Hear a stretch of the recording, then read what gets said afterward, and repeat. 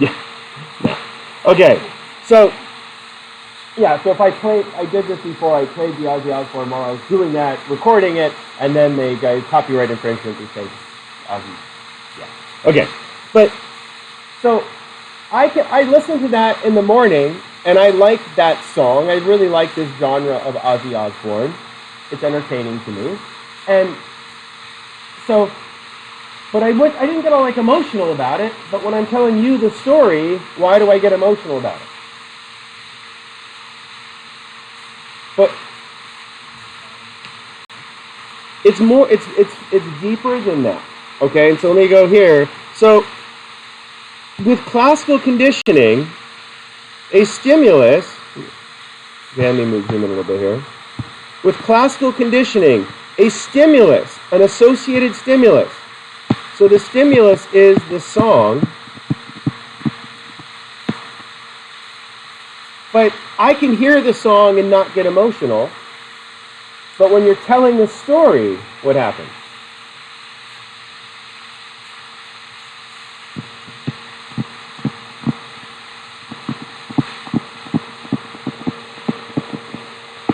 It changes the association.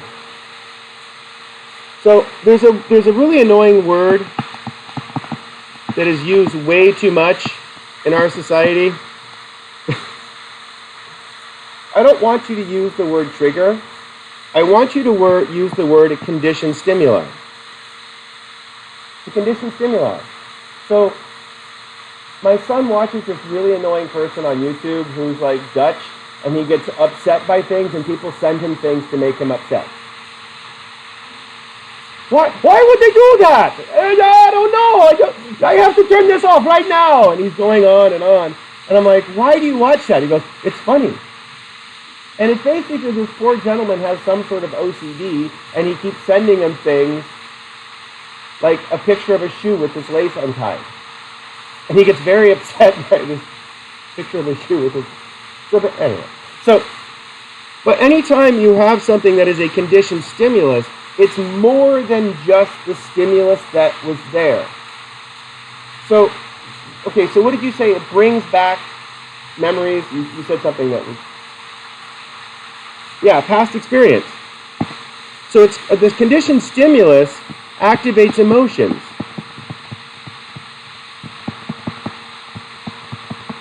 Now we're going to talk about memory next a little bit later. We're going to talk about memory next. But what it does is by activating the emotions, it changes consciousness.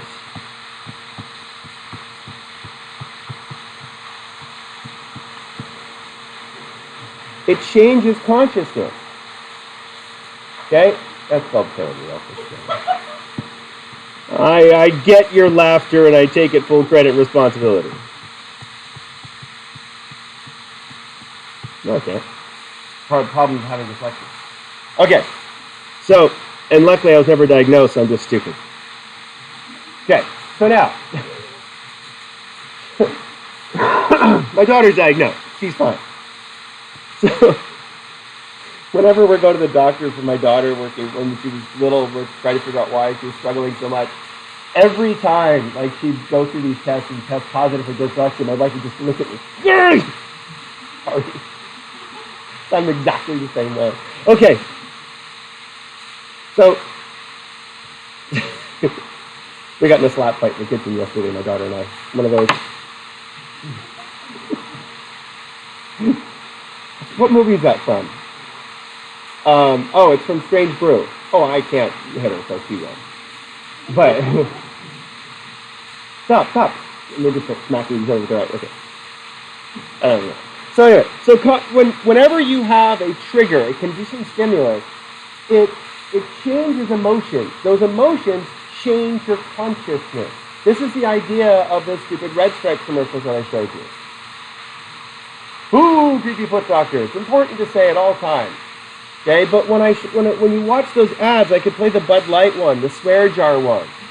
Okay, I don't want to stop the live stream or anything, but if you Google Bud Light swear jar, it's a Super Bowl commercial, and they basically, the lady sets up a swear jar. Thank you, Google. It won't let me open it because it wants me to use my VR headset. I could change the setting, but anyway. So on the swear jar commercial, so they just bleep out all the swear words. Anybody seen this commercial? Yeah. So the guy basically goes, beep, awesome, and puts a thing in there. So you totally know exactly what swear word they're saying. Well, the owner of Jason and I can please go boop themselves. And they just beep it out. And it was really funny, good morning, because you could totally hear the swear words on national TV. Did it have anything to do with Bud Light as a beer? No, but it was an hour of you paying attention to Bud Light commercial. Not an hour, it was 1 minute, which is forever in advertising land. Okay, so what is consciousness though? What is it? What is the Bud Light, or what does the Red Stripe have to do with consciousness?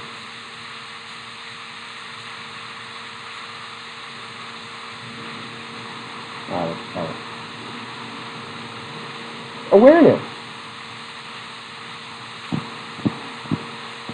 If you have no idea that there's a beer named Red Stripe beer, are you going to even see it when you scroll across the beer aisle? No, but as soon as we produce that red stripe into a conditioned stimulus, as soon as we make it a conditioned stimulus, it now becomes conscious. You notice it.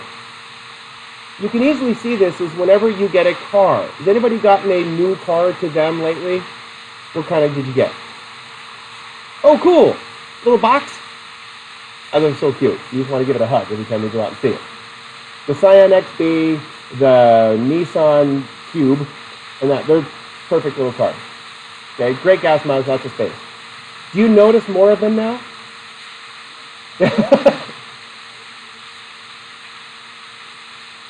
Well, and the reason is because now it is a conditioned stimulus. It's like we had a Chevy Malibu when we first got married. Chevy Malibu, right? And it's actually a really nice car. Ish. Yeah. Back then it was great. It had a V6, it had tons of power, and it was super comfy. And then we started seeing one with Hertz license plates on it. Rental car. We were driving a rental car. What happened with our love of our car?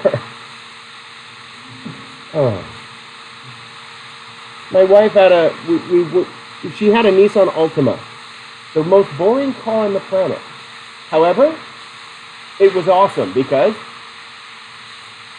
they're everywhere.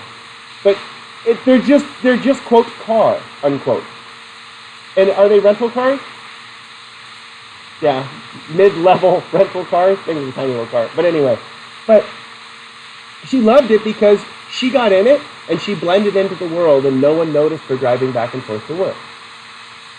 When she got her principal job, she wanted a nicer car because, the Altima had cloth seats and it was just the base model, and she goes, I want a nicer car. I got a new job, I want a nicer car. So we went and looked at all the cars. We got a little BMW 3 Series. So awesome. Cost the same as a Honda Accord. Honda Accord 3 Series, as the moron gearhead 3 Series, launch control, sport, extra mode, hold the thing down, traction goes off, drifting. Okay, so she hated it. Not because it was uncomfortable or because anything else, it's because people noticed her in it. People said, oh, Miss BMW, Miss Fancy Principal. The damn Marshmallow that we bought, the Murano, cost way more than the BMW did. But does anybody judge her driving her giant Marshmallow? No, because it's just a big white blob of car. And so what's interesting is it's the consciousness that changes. And that's why it's a unique looking car. And so you start to notice them because now it is a conditioned stimulus. It's not just a stimulus in your environment, in your world. That's why you have to get these crazy ass paint jobs. A wrap?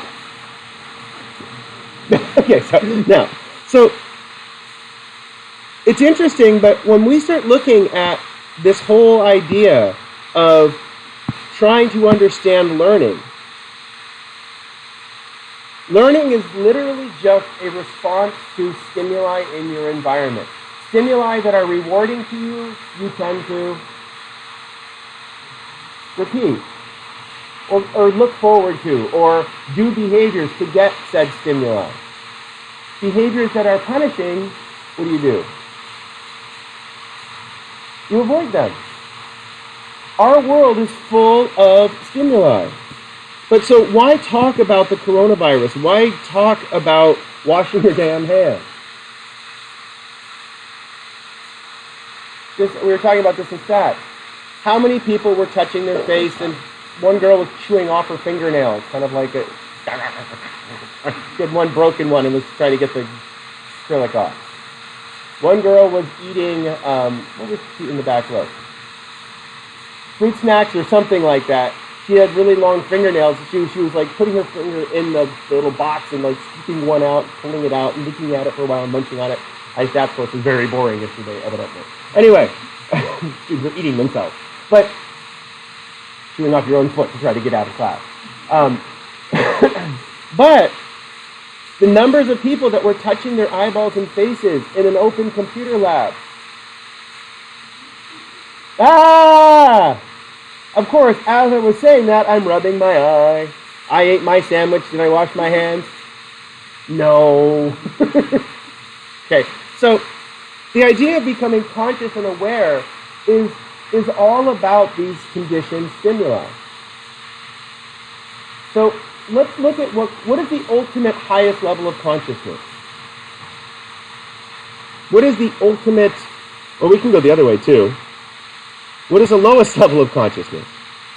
Dead. Then there's zombie. Then there's dead zombie. Somebody had to add that in my other, then really dead zombie. Technically, you really can't kill a zombie. You just chop their head off and they can't do much. They just kind of lumber around looking for their head. Okay. And then we'll put plants down here somewhere as well, but I love that game. Okay, so what's just above dead? Don't say alive. It's called persistent vegetative state.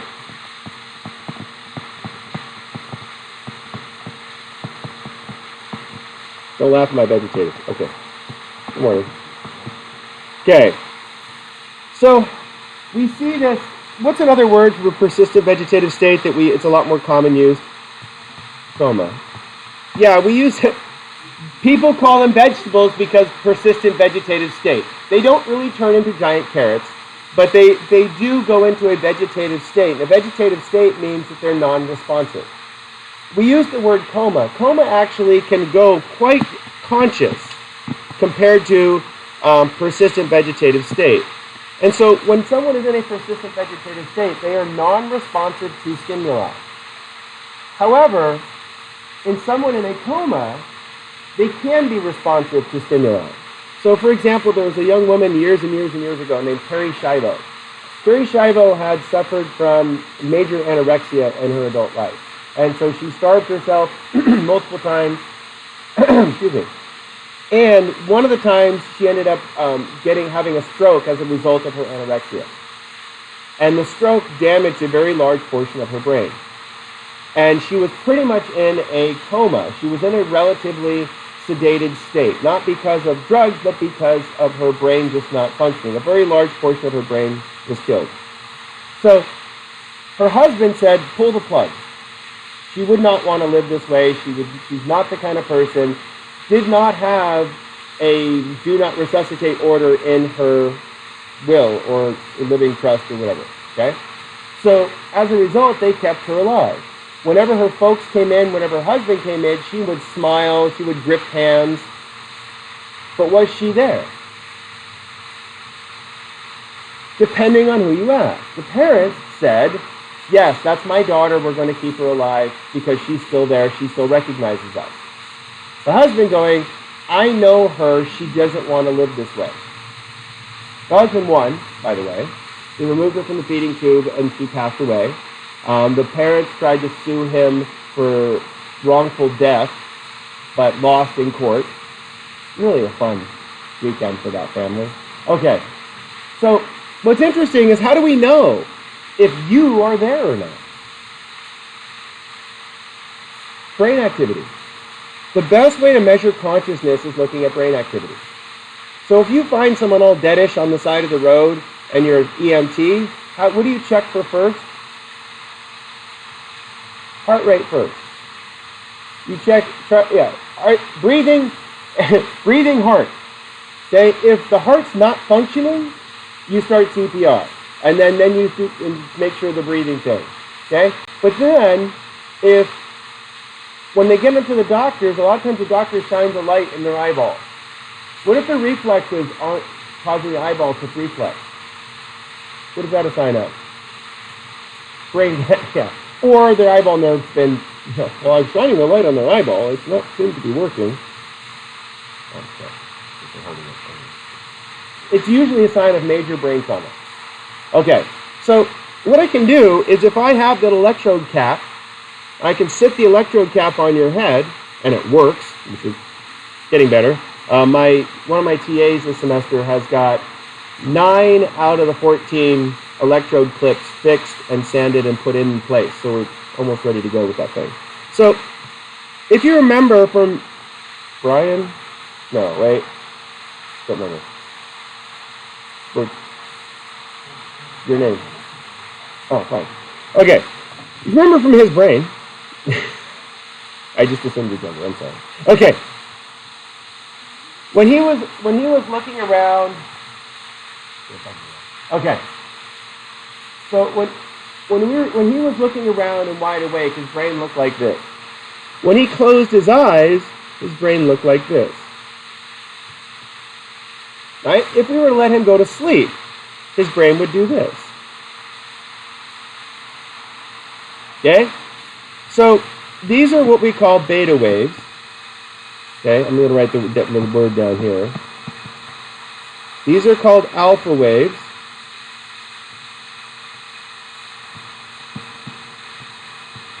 These are called theta waves.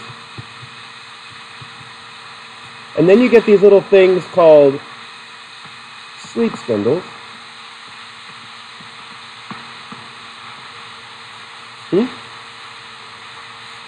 Not yet. REM looks like beta. We're gonna go through all the second. And then you go into these.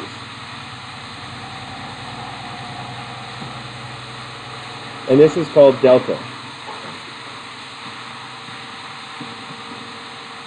Okay, so if we were to sit and watch someone go to sleep, they would go from beta, alpha to theta to producing sleep spindles to being asleep. Somewhere between theta and delta is when you actually fall asleep. So if I'm sitting there watching your brain as you fall asleep, and it's not shocking, it's just science, so don't just ignore me. I'll start going through your stuff once you fall asleep, it'll be fine. But once you go into this state, right as soon as you start producing these sleep spindles, you're asleep. So someone who's in a coma, their brain looks like this. Are they asleep? Nope. Are they awake? Nope. I'm waiting for someone to do it in here, and I haven't seen anybody doing it yet, which I'm very impressed with the 8 o'clock class. Is if you're sitting here and you got this going. Good. Okay, fine. Yeah.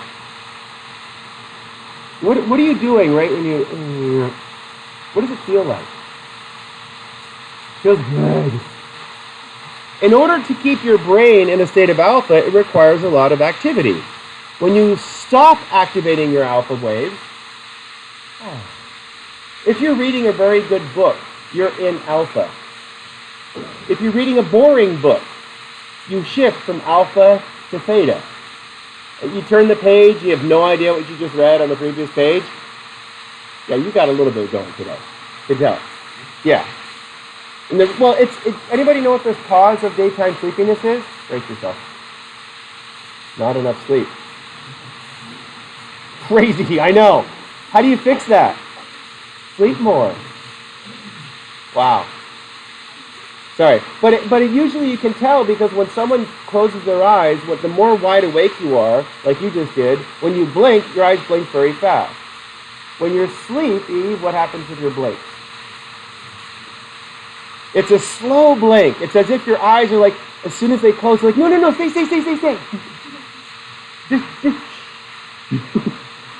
Okay, so now, what's interesting is about someone in a coma is producing brain waves that look like this. If I say, hey, their brain waves still look like that.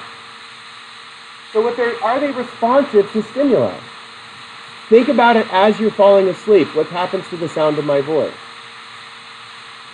Rah, rah, rah, rah, rah. If you start losing the ability to high or low pitches.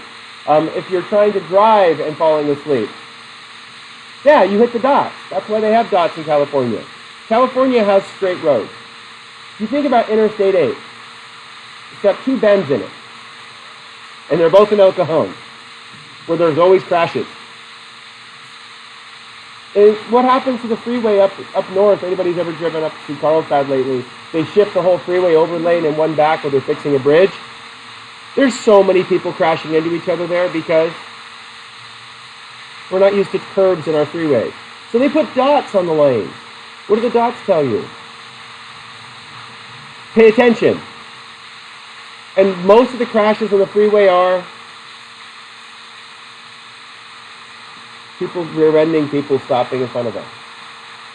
And the reason is we're not paying attention. Our consciousness is somewhere between alpha and theta as you're driving. The more and more tired you are, the more theta you have, the less responsive to stimuli.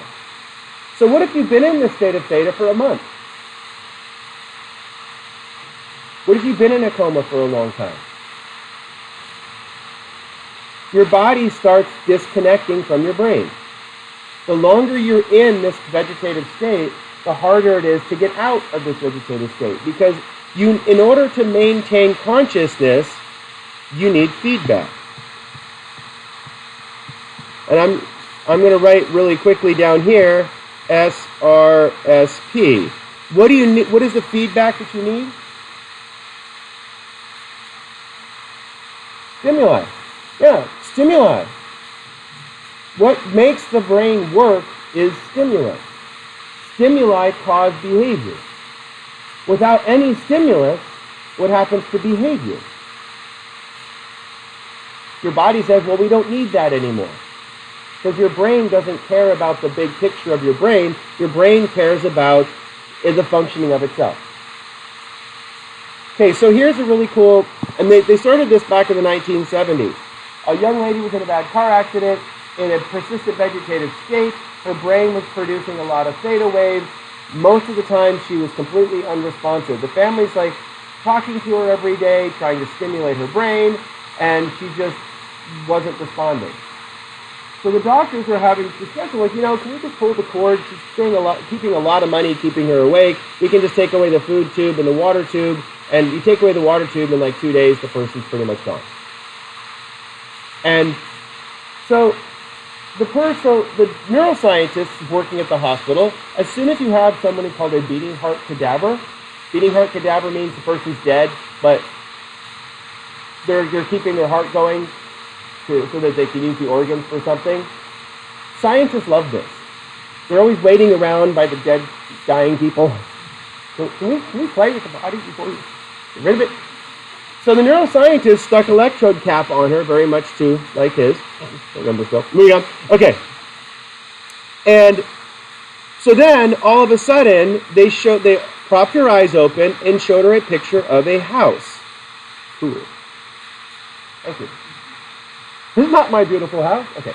So they showed her a picture of her house, and her brain goes like this. Okay. Then they showed her a picture of her house. She lives in an A-frame. And her brain goes like this.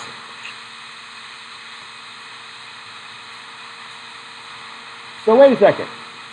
Did the yellow house mean something to her? Yes. So then the neuroscientist wrote your house on the screen, like with a 1970, so it's like a whiteboard eraser on an overhead projector. High tech. And her brain goes, what did the neuroscientist just do? Connected her thoughts with a stimulus. Did she recognize it as her house? Or her brain did. Well, okay, so she's unconscious. But the stimuli caused a change in her brain. Because the stimuli caused a change in brain behavior, they knew that that was a salient stimulus to her. So they showed her pictures of faces, and then they showed a picture of her kid. When they showed a picture of her kid, her brain responded, and they said, your child. Then they put up a picture, put 3 different names on there. Her brain responded to the name of her kid. What is she doing? She's turning that damn cube. Remember the cube thing up here? Kind of worked? You had to struggle to mentally turn the cube. Yeah, make it go up or down or whatever it was. And so when you struggle, but all of a sudden she is now in there struggling to manipulate the EEG. She is in charge, not the brain damage is in charge. It's very subtle. And the fact they do this quite a bit now, when anybody has major brain injuries or brain surgeries, they listen to their electrodes on their brain, and they look for consciousness. What if the person doesn't respond to anything that they show it, or play sounds, or anything to the person? They're not there. But if the brain responds, can they come back? Yeah, so later on, once she made a recovery, because she did recover, and she was in a wheelchair because brain damage, but she was going, I remember the whole thing of people talking about should they pull the plug or not, and she goes, I felt like I was just asleep most of the time. But then I remember being woken up whenever they changed the bedding or do something else, and then I remember them doing this test. So her memory was kind of just like asleep for months. But then why did she start to remember things?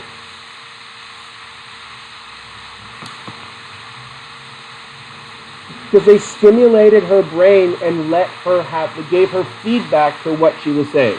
It's not just the stimulus, it's the feedback that's important. And that's what's actually really important about this whole thing is let's get away from the dark side of consciousness and let's look at the good side of consciousness. The lowest level of consciousness that we have is delta sleep. Oh, that's cool.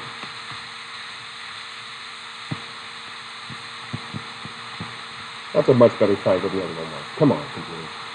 This delta sleep. This is also called deep sleep or slow wave sleep.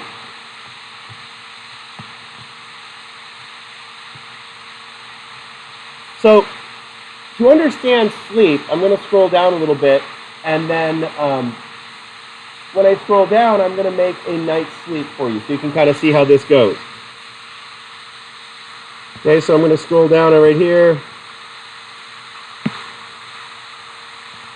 Okay, so I'm going to start at nighttime, not in the morning. So what time do most people go to sleep in here? Shut up. 1 o'clock. What else? All right. An 8 o'clock class? Boom. Yeah, good idea. Well, anybody go to bed earlier than that? 9. Good, thank you, my people. 9? Excellent. Okay, so I go to sleep between 8:30 and 9 o'clock every night. Well, I get up at 4. So I make sure, and this is something that's really important, I make sure I get between 7 and 8 hours of sleep every single night. Now, when I do this on purpose, I also measure all of my calories and keep track of all the stuff that I eat, and, well, most of it. I don't count all the chocolate covered pretzels I ate yesterday, but my stomach does.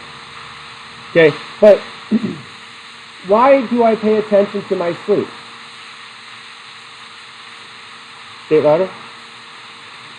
It's the most important thing. If we look at the things that are important for your health, sleep is number 1. 2 is active lifestyle. And 3 is, oh, that's extra lines on the, I can't oversleep. I wake up, boing. So like, yes, I do take naps. If if I've missed a couple hours of sleep, I will take a nap. And so I had a really awesome nap Sunday. And I have an intern, her name is Dana, she was here at the beginning of the semester. I was getting so tired trying to grade my online class on Sunday afternoon, I just went and laid down for a bit and totally went into psychotic dreaming. It was amazing. And then I woke up and I sat down at my computer around 5 o'clock going, crap, I've got hours of work to do, and Dana had gone through and done a bunch of the stuff that I had to do. So I hit refresh and it's like, oh, done. Yay! I took a nap and I got a lot of the work done that I needed to get done. It was a bonus. Very nice day. Okay, so why do you think sleep is so important?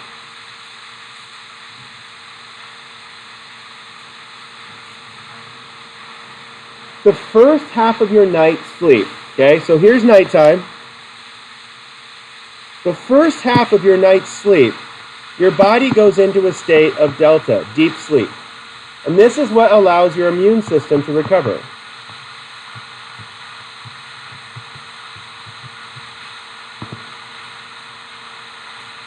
So for me, if I sleep between 7 and 8 hours a night, this will be about 3 or 4 hours after I go to sleep. When I first fall asleep, I am in full-on deep sleep. If something happens at our house at 10 o'clock or 11 o'clock, I sleep through it.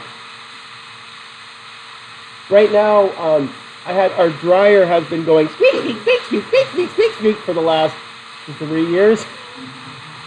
Still works.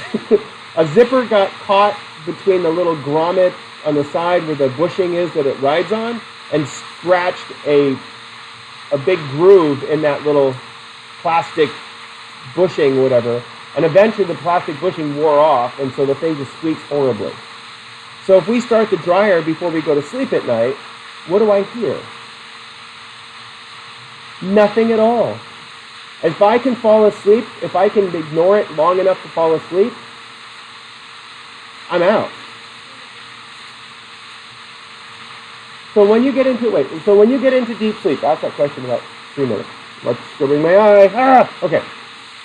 So when you go into this deep sleep, it's almost impossible to wake up. But almost everybody in here, at about the halfway mark throughout their night, most people wake up. For me, it's around anywhere between 12 and 1 o'clock in the morning. If I go to bed at 9, between 12 and 1, I wake up. I always get up, I walk into the kitchen, I get a glass of water, I go to the bathroom. Don't know why. Sometimes I don't even have to go. I just go. And then I go back to bed. And I go back to sleep. I've done this pretty much my whole life. My daughter is so funny. She does it too. A couple times we're on the same schedule, which is hilarious. We walked out, because we have a bathroom that's attached to our bedroom, but that's my wife's bathroom. It's got all of her crap in it. The rest of us share the other bathroom on the other side of the house, because I don't want to deal with all of her crap. I have knocked things into the toilet because I'm kind of big and take up a lot of space, so I'm just like, I'm not going in there anymore. Okay, so we both, all of a sudden, it's like, it's midnight, and there's a traffic jam at the back. Anyway, because, when it's time to go, you start letting down. And all of a sudden you can't, like a drawstring knot. That's like panic. Okay, moving on. So, the second half of your night's sleep, though, you do this throughout the rest of the night. And this is what you just said a few minutes ago. These are called REM cycles. Yeah. REM stands for rapid eye movement. But REM is, I'll draw what it is. REMs are dreams. That's a great question. Babies spend 90% of the night in REM sleep. Actually, it's like 70%. But if you watch a baby sleep, because they're sleeping all the time, most of the time they're like, it's like the dog. Their eyes are shooting all over the place. REM sleep is, well, deep sleep is good for immune system. REM sleep is good for cognitive functioning.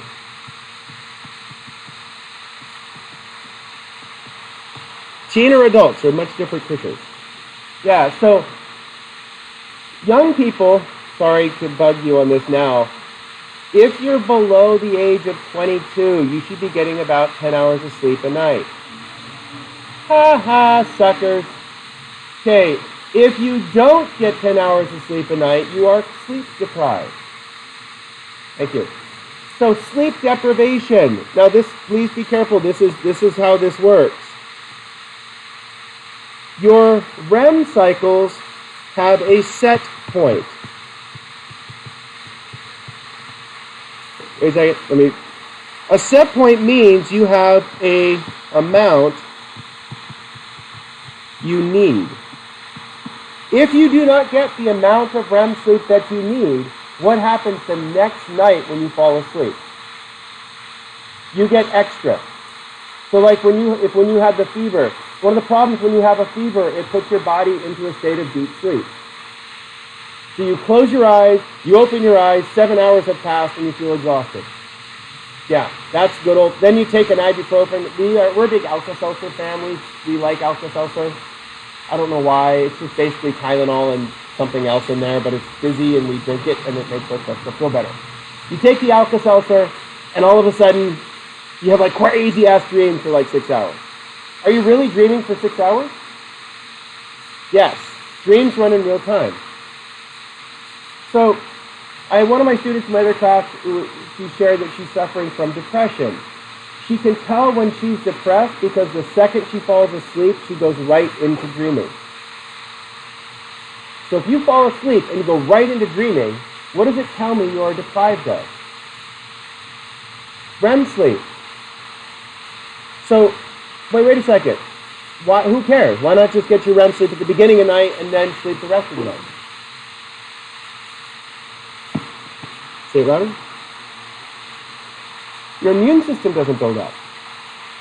So if you just sleep, if you go right to REM sleep, your immune system's not as strong as if you actually get that first half of the night's sleep of deep sleep.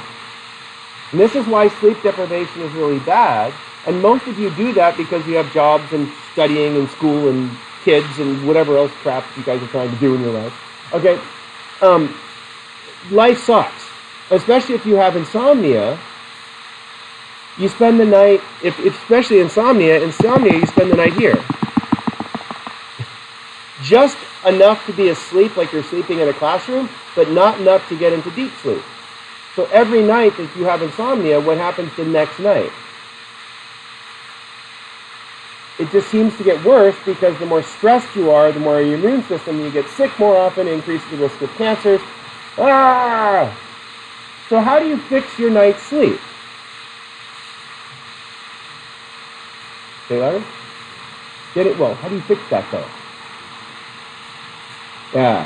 Well, go to bed. Well, if you go to bed earlier, and so most of you are taking 8 o'clock class, okay? And taking 8 o'clock class, but if you stay up to 3 in the morning, you're not a morning person. Well, take night classes. But you're cognitively much better in the afternoon or evening than you are in the morning.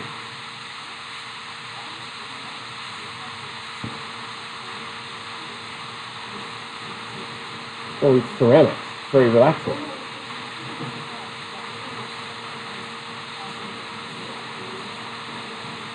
Like that?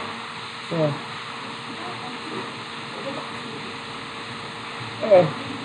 I jump around a lot. And okay. So,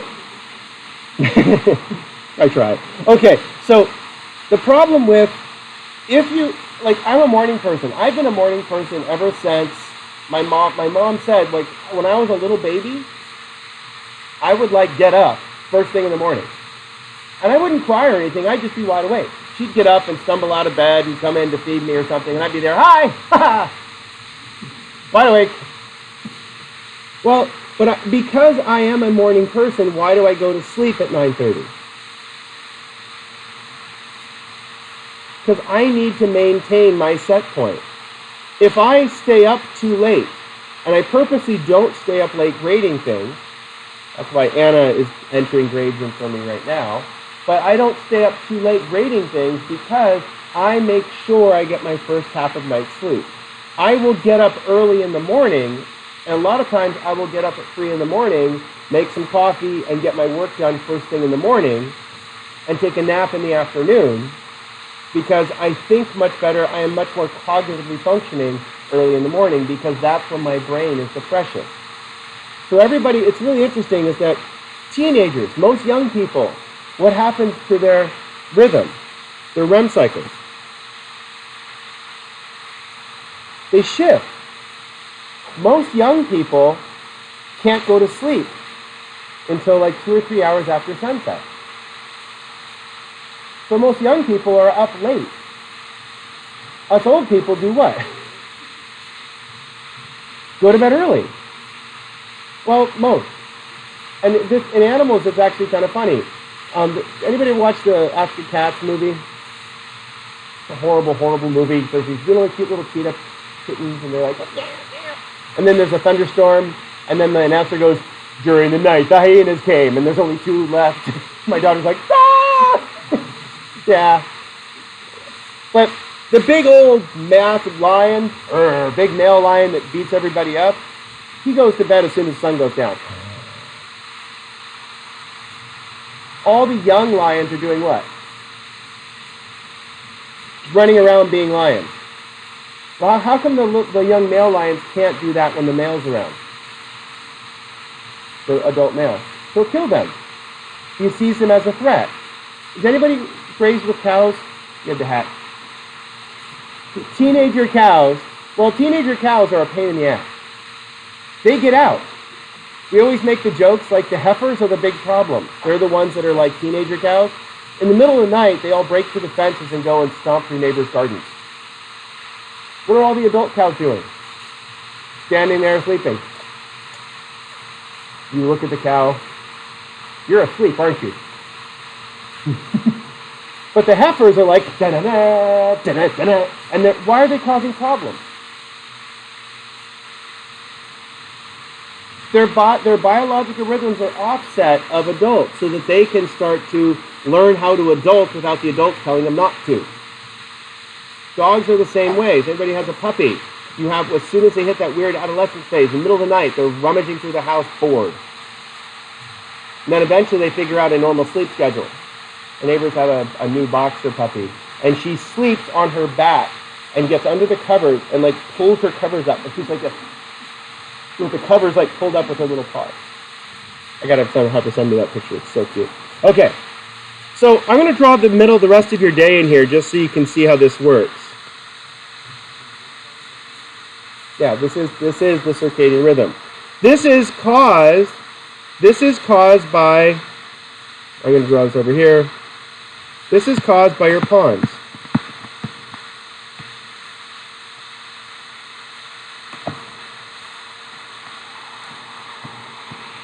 Remember your pons is down here in your brain. Did we talk about this? I can't remember. No, that's when I was sick.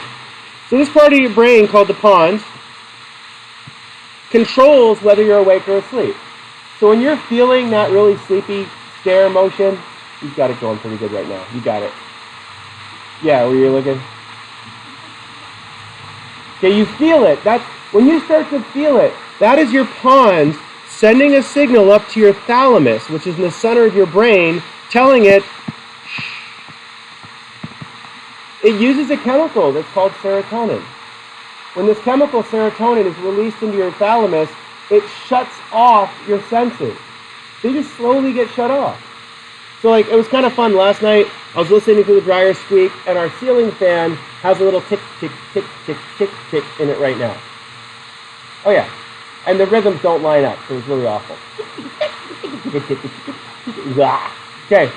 But I'm sitting here listening to the tick, tick, tick, and thinking, I really just need to go get a little drop of my bicycle chain lubricant and dip it right at the top where the little ball and socket thing goes in there. I'll do that every about, 6 weeks or so, and then it's quiet for about 6 weeks, and then it starts ticking again. But how come I don't do it? My wife is the kind of person, as soon as she hits the pillow, out. She'll sit and scroll through her phone for about 10 minutes, ask me a question, I'll think about it, and I'll start answering, so then I wake her up.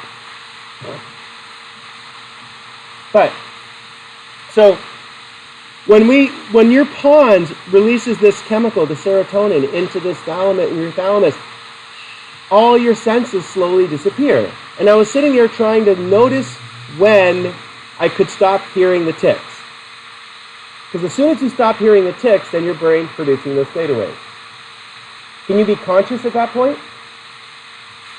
Yeah, that's a lot of actually what meditation is. Meditation is consciously putting yourself in that state of theta, where you just become disconnected from the world around you. Well, something really interesting happens. There's a chemical that's very similar to DMT. Everybody know what DMT is? Dimethyltryptamine. It's a very strong hallucinogen. But it's a kind of hallucinogen that's made out of endogenous brain chemicals. So you take it, and you go, whoa, for about 20 minutes, and then it's over. What's the problem with like LSD and psilocybin and mescaline? Well, LSD and psilocybin and mescaline are all very similar shaped chemicals. When you take them, your body can't break them down. Your body can't digest them. So what do? They last a long time. DMT, your body uses an MAOI, monoamine oxidase, to break it down. And so it happens, it activates, but then your body digests it very quickly. So it's like there and then gone. So they used to call it the gentleman's hallucinogen. Guys would go and trip at lunch and then go work. But if you used LSD at lunch, probably by 3 or 4 o'clock in the afternoon, you're like, yeah, okay. I'm seeing the world, wait. Yeah, I'm seeing the world as it is. Sometimes LSD and psilocybin and magic mushrooms and that stuff, the trips can last for hours. Yeah, so it's called a flashback. And what happens is the molecules get stored in your brain. A good friend of mine, I love the Grateful Dead. I'm not into the drug scene, though.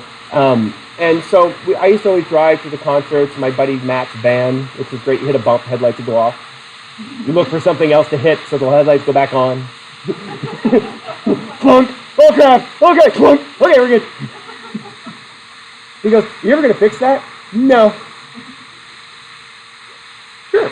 Anyway, but Matt at the concert was smooching on some girl that he was dancing next to, and he full on started hallucinating because it was coming out of her sweat, and he was getting it on his system and was totally, yeah, so please be careful with that stuff. It can cause psychosis in some people. And so psychosis is a complete detachment from reality that lasts longer than the drugs in your system. Okay. So, but this DMT is interesting because the DMT is very similar to a chemical that the pons produces during REM sleep. So when you go through this, when you fall asleep, your brain is releasing the chemical serotonin. But then when you start going into REM sleep, your brain releases a chemical called, like, very similar to DMT, which is causing hallucination. So what happens to your brain? All of a sudden, I'm going to draw this back here, your occipital lobe starts becoming wide awake. Right here becomes wide awake. The rest of your brain is asleep. So all of a sudden, your occipital lobe becomes wide awake. Why do you think your eyeballs move around? You're seeing shit. But your eyes are looking at the stuff that you're seeing. So on my little nap on Wednesday, I don't remember any dreams from last night, but my nap on Wednesday, I dreamt that we were at the June Lake Brewery. It didn't look like the June Lake Brewery, but that's where we were. And I ordered a hazy IPA, and I got my wife a elderberry sour, which was another type of weird beer that they make up there. And I remember getting those, and I go and put them on the table, but the table looked like a classroom like this, but old wooden chairs. And I put them there, and I had to go to the car to get something, and I'm driving on the freeway, and the exit that I need is here, but the sun was shining, I couldn't see it, so I ended up going straight, and I realized, oh crap, I missed the exit, which I do a lot. Anyway, and then I was like Mario Kart driving down this huge hill, and I'm trying to hit the B button to turn it around, you know, the drift. And then I wake up. I'm like, well, I never got back to my beer. But I'm like, as I'm sitting there, I wake up, I'm like, that was cool. But in my dream, was it a dream? Well, it's all those visual sensations were flashing all over the place back here. But what happens is, your frontal lobe, whoa. I have no idea what just happened, but that was cool. Your frontal lobe right here puts together a story. A story. Not a short.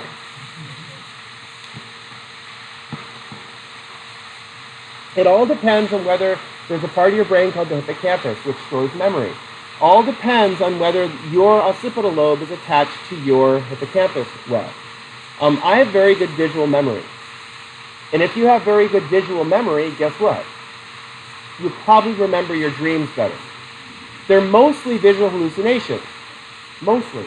But do some people get auditory hallucinations when they dream? Just tap on the shoulder and get it. You got the thing. Might get 2 rows down. Okay. So, but some people can get auditory hallucinations where they hear sounds. Can you hear, like, when you're talking to someone in a dream, are they actually talking back to you? No, they're not really there.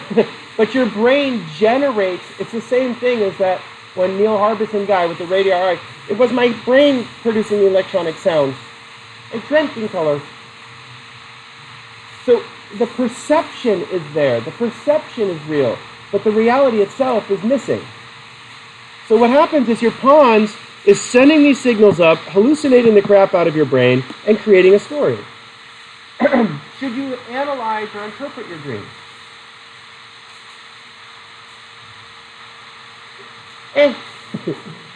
I would say, if you can remember it, write it down.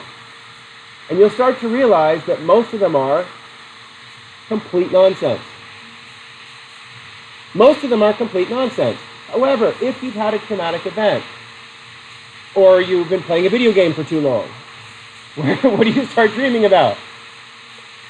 That specific event. If you've had your concentration on a particular thing for a very long time, when you dream, you will dream about whatever it is. I've had a lot of students have like reoccurring math dreams. Chemistry dreams where you're trying to derivate formulas and you can't figure out with how many moles per microliter there's, damn, whatever. Okay? And so, but if you're working on a logical problem, guess what this part of the brain really does? It sorts it out. Dreams seem to make sense while you're having them, because the part of your brain that makes sense of the world is what's being activated when you're dreaming. So it's not the visual hallucinations that are important during the dream. It's not what you're seeing is what's important. What's important? Creating a story out of it. So, why do you think your brain keeps track of the number of REM cycles that you get?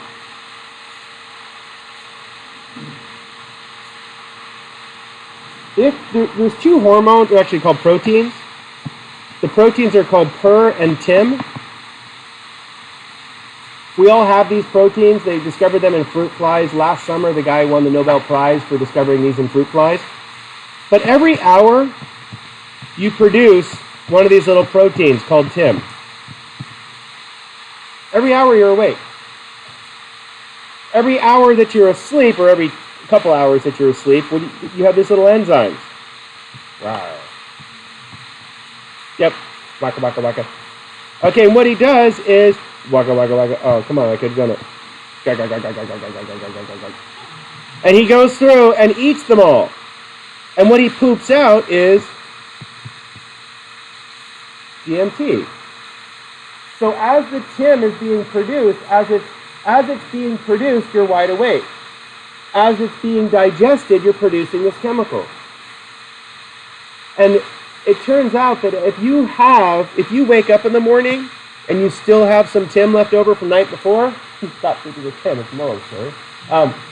But if you have little of these proteins left, guess what happens the next night? you're more tired and you go into REM sleep faster because the DMT chemical builds up faster the next night. So, is napping okay? Yes. Yeah. Okay, so lucid dreaming is where the conscious part of the story, because remember, your brain is like this when you're dreaming. Okay? So lucid dreaming is when you actually become aware that you're dreaming while you're dreaming. And as soon as you become aware of you're dreaming while you're dreaming, can you change the story? Yes. Most people don't become aware that they're dreaming. They're just kind of all of a sudden slowly in their dream. But, I mean, this sadly, hopefully this hasn't happened to you lately, but a lot of young kids will dream that they have to pee because they usually have to pee in the morning. You're generally dreaming in the morning. And so if you're dreaming that you have to pee, I've got to pee, and you're looking for a bathroom somewhere, and you're peeing and peeing and peeing, and you still have to pee, and there's still more pee coming out, what might actually happen? You might actually piss yourself a bit. Oh, no! Okay?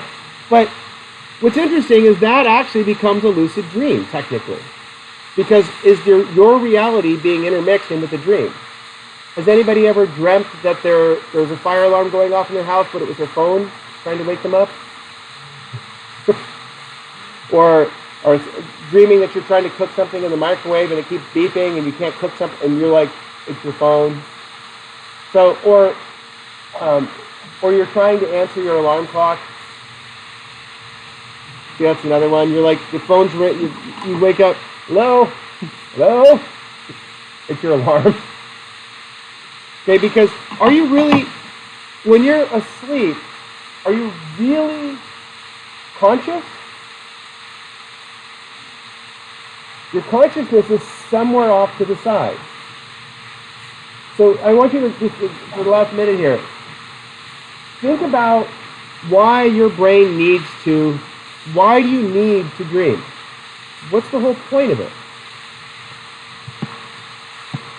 We can actually easily see this when we deprive someone of REM sleep. Sadly, if you're deprived of REM sleep, this is actually a torture device. The psychologist at Guantanamo Bay has been doing this. If you watch Rambo movies, they did this before Rambo. Poor Rambo. Okay? But what you do is you deprive someone of sleep. What happens with their ability to understand right and wrong?